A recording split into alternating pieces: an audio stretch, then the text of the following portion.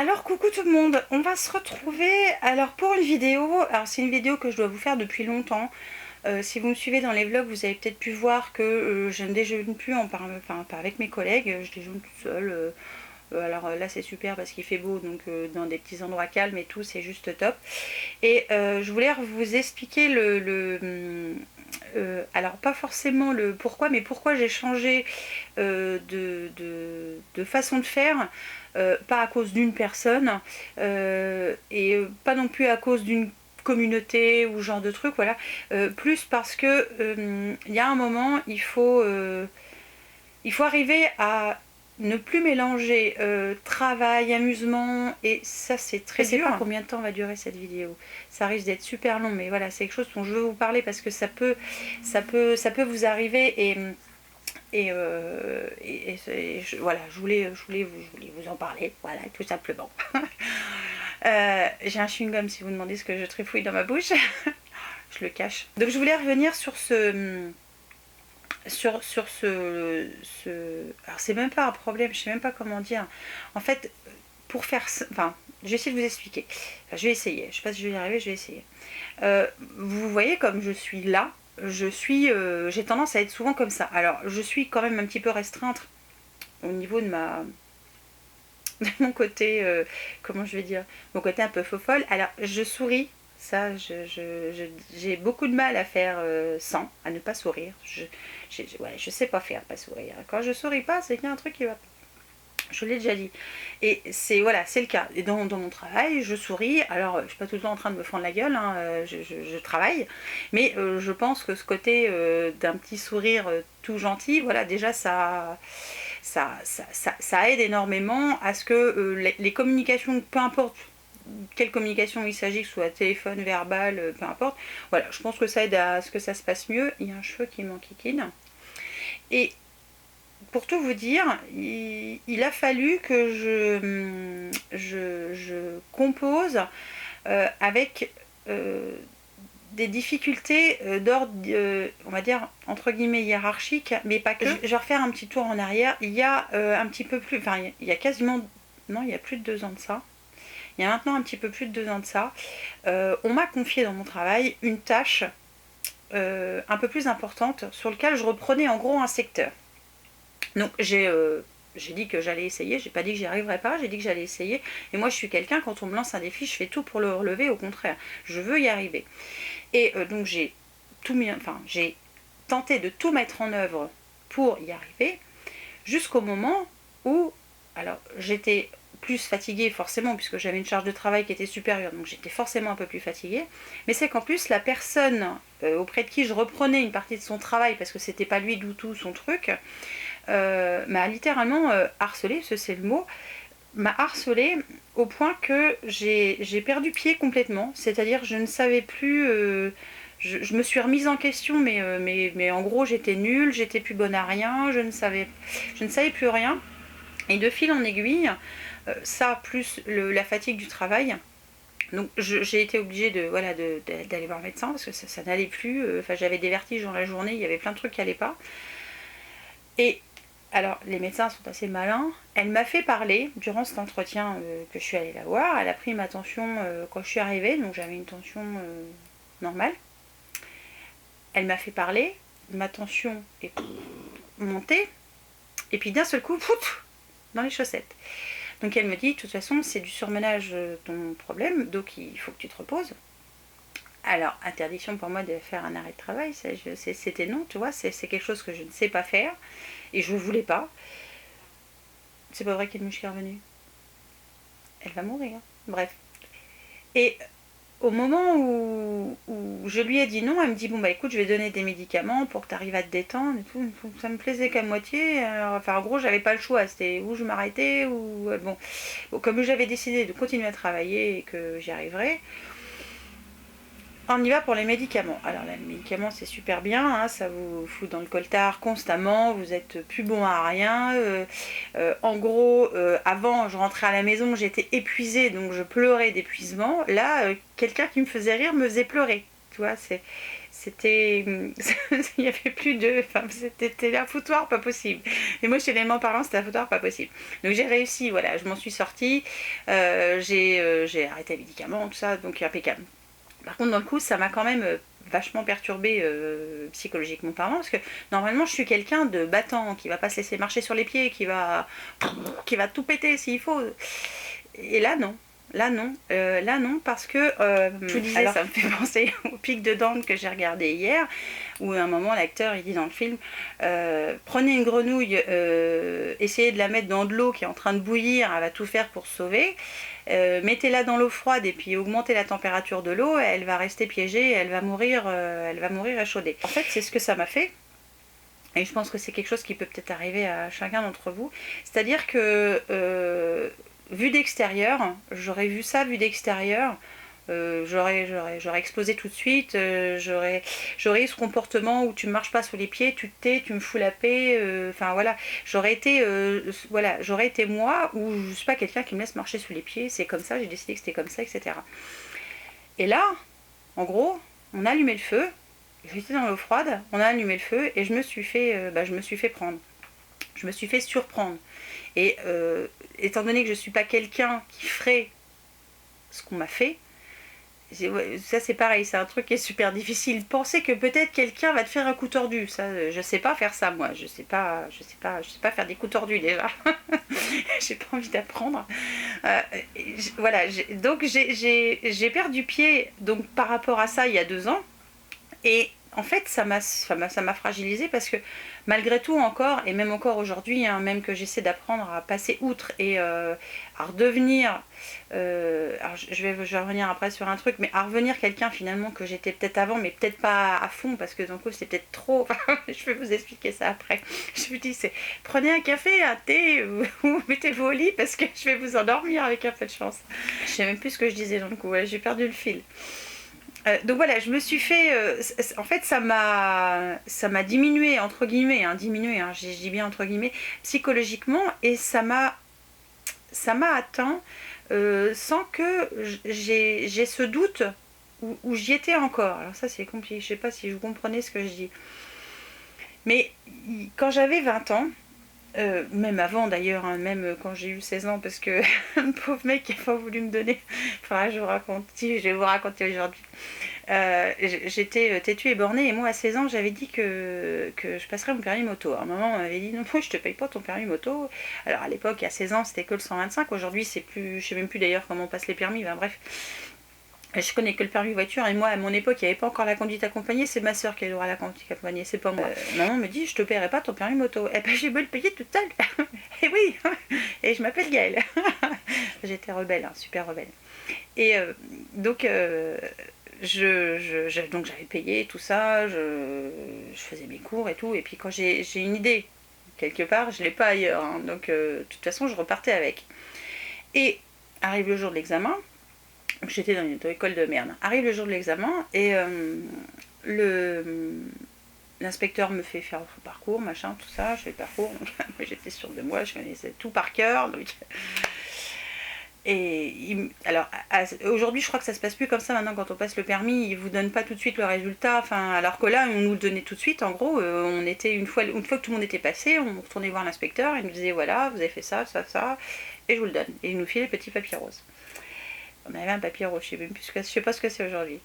Et me voilà partie, c'était mon tour, tout ça, j'étais toute contente, j'étais gamine, 16 ans, tu parles, j'étais un bébé. Et le mec il me dit voilà, impeccable, vous avez fait ça, vous avez fait ce que vous avez demandé. En gros, il avait rien à me reprocher, quoi. Mais je vous le donne pas. Et là, hein. Là je lui dis hein. Elle me dit non mais je vous le donne pas, parce que vous êtes une femme et je vous le donne pas. Hein. Et là, je ne suis pas quelqu'un qui me retenait du tout, mais pas du tout, hein. Si aujourd'hui je me retiens trop, là je me retenais pas du tout, et je lui lâche le mot au connard, voilà, de toute façon c'était tout ce qu'il méritait. Et il me dit puisque c'est ça, vous aurez jamais votre permis. Bah, je dis c'est ce qu'on va voir mon pote, parce que je parlais comme ça aussi. Dans le coup tu vois au début c'était vous, et puis quand je suis bien énervée c'est tu après, puis vulgaire et tout, enfin le vrai chauffeur routier, hein. Et je me rappellerai toujours, maman était là. Et je retourne voir ma mère, bah, je dis il veut pas me le donner, cette espèce de gros connard, je dis par contre on s'en va. Et là, l'inspecteur, il se pointe, il me dit bah, tu ramènes pas la moto? Ah ben non, j'ai pas mon permis, je ramènerai pas la moto. Et j'ai pas ramené la moto. Ah, il s'est fait chier, hein. Ça c'est sûr qu'il a dû se faire chier pour ramener plusieurs véhicules lui, parce qu'il était tout seul, hein. Mais moi je suis repartie avec ma mère, je suis pas retournée à cette auto-école là évidemment, hein. Je suis allée dans une autre et puis après j'ai eu mon permis les doigts dans le nez, enfin j'ai pas eu de problème, bref. Mais c'était au moins pour vous expliquer que à ce moment-là, voilà, c'est en gros, tu vois, ça va pas là. Le connard, c'est sorti tout seul. Et puis je me suis pas forcée, je me suis pas retenue non plus. Voilà. Alors ça, c'était quand j'avais 16 ans, tu vois. Donc ça a duré comme ça longtemps. Et souvent la réflexion était quand même bonne juge.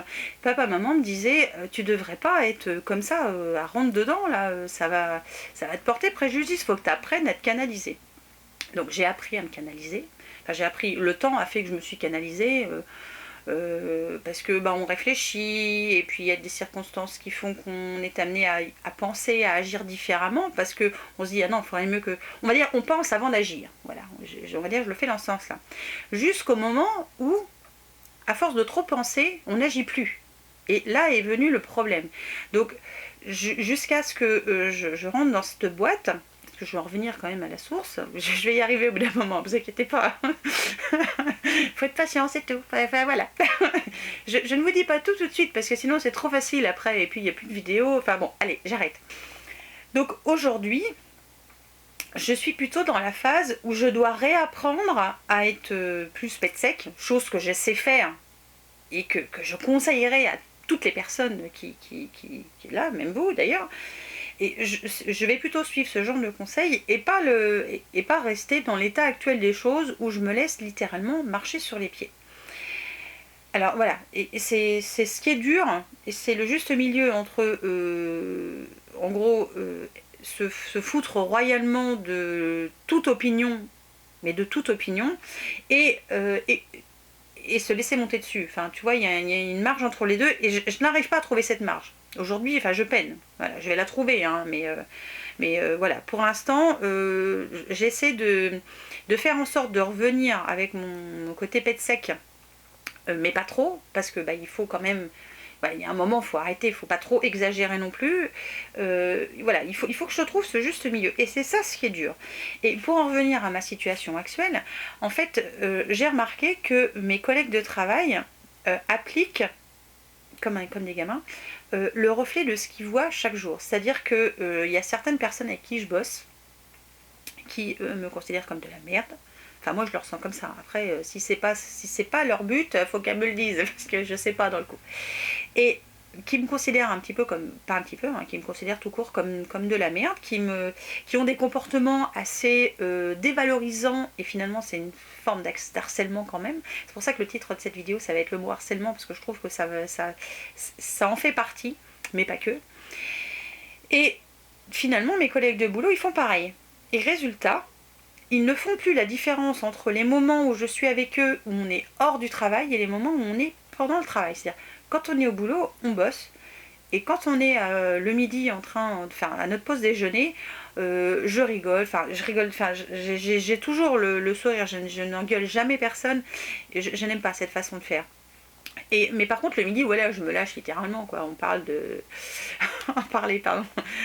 de fesses, voilà, pour pas le dire. Voilà, on parlait tous, enfin, on essayait de parler tous sauf de boulot, de façon à passer un bon moment, on rigole. Voilà, moi, je suis pas quelqu'un qui s'épouvante de certains mots, certaines phrases, voilà, certaines discussions, pas du tout. Voilà, j'étais à bonne école, donc ça va pas me choquer. Et on passe un beau moment. Mais le problème, c'est que dans le coup, avoir le comportement d'autres personnes envers moi, qui sont pas avec nous le midi, hein, je vous rassure, je pense qu'ils ont... C'est pas leur faute, hein, je vais pas... Enfin, entre guillemets, hein, ce sont des adultes quand même, mais je pense qu'ils arrivent plus à faire le parti pris de ce qu'ils peuvent faire et quand ils peuvent le faire, surtout. Voilà, c'est ça, c'est le quand. C'est-à-dire qu'en gros, moi, tu peux être tout le temps mon pote, mais quand je te donne du boulot et qu'il faut le faire du boulot propre, voilà, on est dans la partie boulot. Voilà, il y a un moment, il ne faut pas tout mélanger. Et c'est ce qui s'est passé. Alors, comme je vous parlais tout à l'heure de cette fameuse grenouille, voilà, j'ai mis du temps à comprendre ça et j'ai pas vu le coup venir parce que je suis pas comme ça. Moi, quand je suis au boulot, je suis au boulot. Quand je suis à autre chose, je suis à autre chose. Ouais, je fais pas... Voilà, je sépare bien mon travail du reste parce que c'est super important. Et c'est aussi, alors c'est moi qui me suis rendu compte de ça, avec l'aide aussi de maman, de papa un petit peu avant, mais dans le coup, vu qu'il était malade, j'étais plus axée sur lui que sur moi. Là, je commence à me réaxer sur moi, même que c'est pas quelque chose que je sais bien faire, hein, penser qu'à moi. Coucou Tony. Non, je déconne. Mais non, non, c'est vrai, t'as raison. Et donc, mon meilleur copain aussi, Tony, qui, quand je lui ai raconté voilà, des petites anecdotes comme ça, il m'a dit, toi, non, tu plaisantes, c'est pas toi ça. Où est Gaëlle? Qu'est-ce qu'on a fait de Gaëlle? Et voilà, et Gaëlle, elle s'est vue diminuer sans s'en rendre compte. Enfin, disons que voilà, j'ai pas vu le coup se faire parce que je suis pas comme ça. Je suis pas quelqu'un qui va manipuler les gens. Je suis pas quelqu'un qui va dire je vais faire ça pour obtenir ça. Non, ça, je calcule rien. Moi, je sais pas faire ça. Voilà, je suis nulle pour faire ça et j'ai pas envie d'apprendre. Au final, il a bien fallu que j'arrive à trouver un compromis. Alors au début, quand on m'avait manipulé en me disant il faut couper les ponts, bah non, mais je fais quoi, je mange dans ma voiture, c'est le truc qui, voilà, je trouvais ça pas logique. Et finalement, aujourd'hui, je mange dans la voiture, tout simplement parce qu'il faut que j'arrive à scinder, à couper ce rapport qui finalement est malsain, que ce soit pour eux comme pour moi. Mais finalement, les personnes avec qui je travaille, avec qui je ne passe pas justement ce bon temps, me pourrissent la vie par rapport à ça. Et involontairement, les autres me la pourrissent aussi à cause de ces gens-là. Je ne sais pas si vous comprenez ce que je veux dire. Mais en gros, à cause d'une toute petite minorité, toute petite, c'est la grosse qui trinque. Alors, je pense que pour l'instant, je vais rester dans cette optique-là, de vous à moi. Je ne sais pas si je pourrais endurer ça longtemps, parce que je ne suis pas quelqu'un qui aime ça, aller se planquer pour... J'aime pas ça. Je suis bien, hein, quand je suis dans la voiture, je suis bien, je suis tranquille. Moi, j'entends pas toutes les conneries des fois qu'ils peuvent raconter. Mais voilà, j'ai cette... j'aime la solitude. Au contraire, je préfère être seule. Par contre, je pense que cet hiver, ça va être compliqué. Donc peut-être que je reviendrai sur des propos que j'ai dit aujourd'hui, je sais pas. Je vous en reparlerai si ça arrive et le moment venu. Enfin, moi, j'ai pas senti venir aussi bien ce côté sournois et manipulateur de certains de mes collègues, qui au final, en gros, voilà, comme me l'a dit maman, et maman, je pense que tu as raison, c'est une forme de harcèlement et c'est très malsain, surtout pour moi. Et d'un coup, j'en faisais baver aussi ma famille, tu vois. Ça ne touchait pas que moi parce que je rentrais du boulot, il suffisait que je parle de ce côté désagréable et d'un coup j'y mettais mes tripes, tu vois. Et Thierry comprenait pas forcément, il avait l'impression que c'était pour lui, enfin c'était très malsain à tous les points de vue. Il fallait un moment que ça s'arrête. Aujourd'hui, ça s'arrête, je vais faire en sorte que ça continue, voilà, dans la bonne voie. Par contre, je dois réapprendre à ne plus me laisser marcher sur les pieds par quiconque. Ça a beau être plus haut gradé, ça ne change rien. Il est hors de question que je continue à me laisser marcher dessus, chose que je n'aurais jamais fait avant. Mais voilà, il suffit de se remettre en question et de penser, et je vais faire ce travail-là sur moi. Et je vais pas le faire sournoisement par contre, voilà, je vais le faire ouvertement. C'est-à-dire que quand j'aurais dit non, c'est non. Et aujourd'hui, je dois apprendre à dire non, même à mes supérieurs hiérarchiques, tout simplement parce qu'il y a des choses, au bout d'un moment, c'est stop. Voilà. C'est attention, où est la limite? Et aujourd'hui, je m'aperçois qu'il n'y a plus de limite. Voilà, il n'y a plus de limite, tout simplement. Alors, j'ai regardé aussi pas mal de vidéos sur YouTube qui parlent de ça, de harcèlement, de pervers, machin, tout ça. Enfin, j'ai regardé plein de trucs, alors j'ai pris que des petits morceaux par-ci par-là. Et oui, c'est vrai, mon problème, c'est que j'avais tendance à essayer de me défendre. Je me suis rendu compte qu'en faisant ça, je laissais... en fait, je donnais à ces personnes qui me rabaissaient, pas qu'un peu d'ailleurs, de la satisfaction. Et dans le coup, ça les encourageait, donc ils continuaient. Alors que si je fais complètement le je m'en fous, ils vont se lasser. Et je me suis rendu compte que ça marche. Alors c'est super dur, ça c'est pareil, c'est un truc, c'est super dur. Alors si vous avez 20 ans, laissez tomber, vous allez rien comprendre à ce que je suis en train de vous dire, vous allez dire, elle dit n'importe quoi, mais c'est certes, à votre âge j'aurais pensé la même chose de toute façon. Et si vous avez, au contraire, si vous en avez 60, vous allez dire mais non, mais faut que tu tapes dedans, vas-y, rentre-lui dedans. Je vois bien Français me dire mais attends, je vais lui casser la gueule. Oui, ça je l'aurais dit à 16 ans, ou à 18, ou même à 20 ou 22. Hein, mais là à 40, dans le coup je me suis fait on allumait le feu, hein, comme je vous disais tout à l'heure. Je suis restée dans la casserole, je me suis habituée à l'eau chaude et maintenant je me suis brûlée et voilà, il faut que j'arrive à cicatriser. Voilà, une brûlure c'est long à cicatriser. Bon, j'exagère, j'extrapole, le coup de la grenouille, je vais peut-être en faire un livre, va savoir. C'est quelque chose sur lequel je dois faire marche arrière et c'est super dur. Alors dans le coup, faire marche arrière par rapport à mon boulot, hein, j'entends bien. Parce que par rapport à ma vie de tous les jours, je fais pas ça. Au contraire, je fais pas.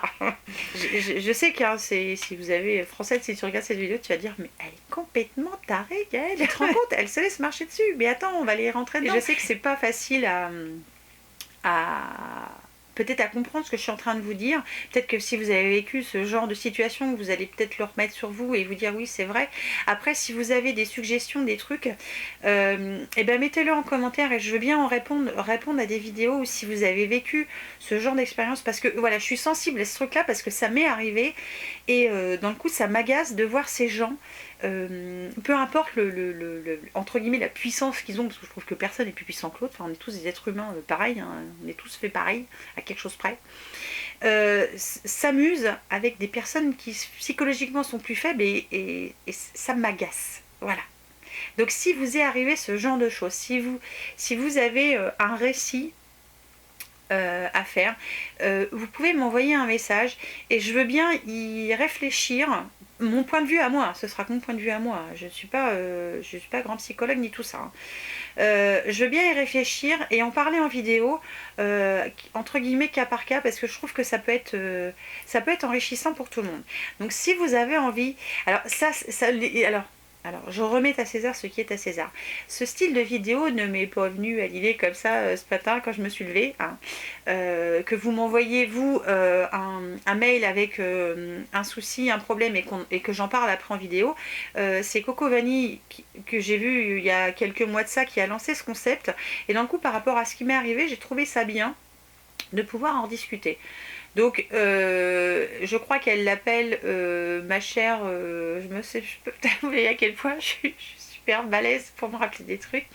Mais je pense que je vais appeler cette série de vidéos, si vous m'envoyez des mails, évidemment, si vous m'en envoyez pas, on ne verra pas ça. Ma chère Gaëlle. Voilà, je pense qu'on va l'appeler comme ça. Et si vous voulez, voilà, que j'en parle en vidéo et je vous répondrai par mail évidemment.